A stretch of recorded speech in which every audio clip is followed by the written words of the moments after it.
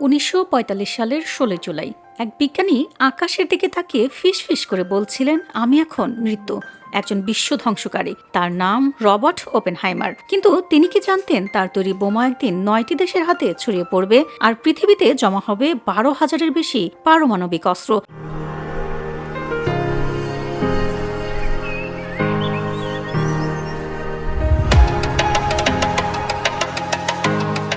Oppenheimer ছিলেন একজন কবিমনা পদার্থবিদ, ভগবত গীতা পড়তেন, সংস্কৃত শিখেছিলেন, কিন্তু তিনিই নেতৃত্ব দেন ইতিহাসের সবচেয়ে ভয়ঙ্কর অস্ত্র তৈরিতে। দ্বিতীয় বিশ্বযুদ্ধের সময় ছিল মাত্র 2টি বোমা।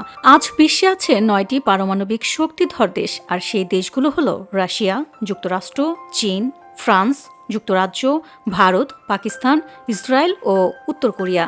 এই পারমাণবিক অস্ত্রগুলোর মাত্র একটিও যদি ব্যবহার হয়, তাহলে একটি শহর কয়েক সেকেন্ডে ইতিহাস হয়ে যেতে পারে। যে মানুষটি বোমা বানালেন তিনিই পরে বললেন, আমি অনুভব করছি আমার হাত রক্তে রঞ্জিত। ওপেনহাইমার কি আসলেই দোষী ছিলেন, নাকি রাজনীতিবিদরাই তার আবিষ্কারকে অস্ত্র বানিয়েছে? একজন বিজ্ঞানীর হাতে জন্ম নেওয়া একটি বোমা আজ পুরো মানবজাতির কাঁধে ঝুলে আছে। প্রশ্ন হলো, আমরা কি আসলেই এই শক্তির যোগ্য?